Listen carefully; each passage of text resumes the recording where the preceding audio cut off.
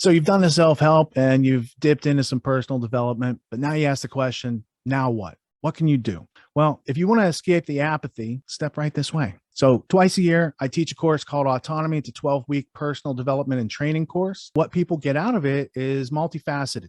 There's curriculum, there's exercises, there's camaraderie, you make new friends. There's a whole lot of interesting things. We're going to hear a sample from the course right now in its ongoing season. Let's take a look at the value these students are getting. All right. Cool. So you're going to need to know market research, who's your, who are your clients, and we do all these things. So all these things you need are in the rest of the course, and there's people all over the place that know how to do these things. Some of them do them for their living, and they can show you, here's how we do market research, and we'll tell you for free, but she's not going to do it for you, right? So you could go do this. Now you have experience in market research for yourself, but you could also do it for other people, right? And that's the key. Once you learn these skills, you might put together these skills for yourself, and that's $100,000 business. You might see someone else who has a much bigger opportunity. Recognize what they're missing, go help them.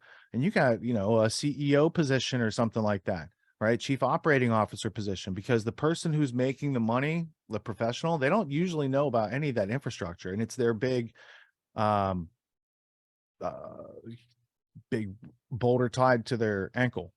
They're dragging it around. It's like, it's not an asset, it's a liability, but it could totally make their business change with the landing page, the offer, lead magnet, just the basic structure that is ubiquitous in the market at this place.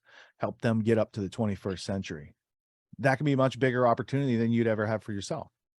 The same way as you could be a musician and you make some songs, but it's your teaching of other people how to play music or do something that really makes your claim to fame. To add on top of that, I just got out of a discovery call with a lady who was in the pharmaceutical industry and is looking to get out and become a holistic health coach. And so she was asking the same thing, like, who is it that I want to actually be servicing? What do I want to offer? So I came up with a good list of questions to give her, and I'm going to drop them in the class chat to self-analyze like what it is you exactly want to do. And she completely pivoted after going through that to really figure out who and what she wants to do. And never before has it been easier to get really niche with who you're looking to serve and get connected to that small group. So the more you drill down, the better, because it'll be easier for others to find you.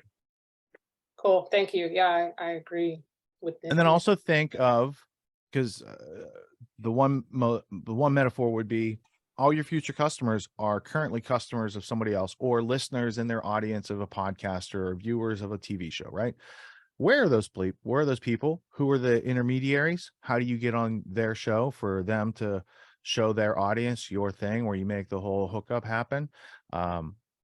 That's oftentimes much easier than trying to find those people on your own. There's niche podcast, right? So Josh was right. The ability to dial in Facebook, YouTube, these sort of things to very niche audiences and actually get your message in front of them, it's at an all-time high. So why not learn how to do that now and make those connections? And as times change and technology changes, yes, but the modalities of how to get from each step doesn't change. It's evergreen. So. And you said market research is part of the upcoming lessons too. Well, we talk about in general terms, right? But you need specifics because you need to actually do it. So we go from general, this is how to do it, to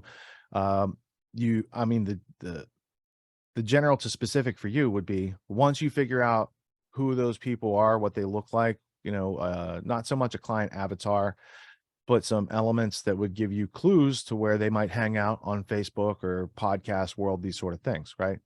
So you go from that to, you actually go to those podcasts, you find the guests that are similar to you that have been on there, you read through the comments, and then you glean the exact language that people are using to express their problems.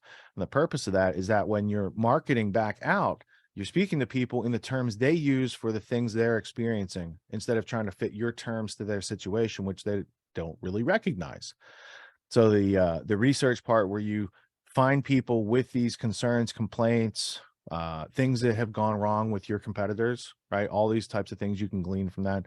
And then you organize that, and you have a much more specific way to do outreach through the active literacies. Yeah, that makes sense. And then on top of that, I asked Kara, who has a copywriting course and has a fantastic audience research section, to just make a new course with just that section, because that is really applicable for every business idea, every project any of y'all might be thinking about, because that's where you get to know your audience and especially do the research to figure out how they're talking about what their pains and fears and obstacles and hopes and dreams are. And then I'm creating a course on how to go from idea to income in a very short amount of time using new AI tools. And I have a section in there that's going to be about using ChatGPT for market research. So I hope to get that done like in the next month, like upon graduation. Cool. All right. Thanks, Josh. Everyone's doing some kind of self-help these days, and you can find a million self-help courses out there. Most other courses out there are hosting lectures, they're hosting videos, they're maybe even doing Q&As, and these are great starting points to encourage learning. But at Autonomy, we believe that hands-on practice is the best way to really lock in what we're learning. There's no better way to gain confidence and mastery than through action. After each lecture, we practice the concepts we've learned with other students, giving and receiving feedback in a non-judgmental environment. The result is mastery of concepts like entrepreneurship, ethical sales, and self-reliance in an environment that directly translates to the real world. Plus, you make connections with other like-minded individuals who are learning right alongside you, and you have a lifetime membership in the community. The Autonomy course with Richard Grove equips you with confidence, competence, and courage in a world filled with confusion and noise. You can learn more at getautonomy.info. We'll see you there.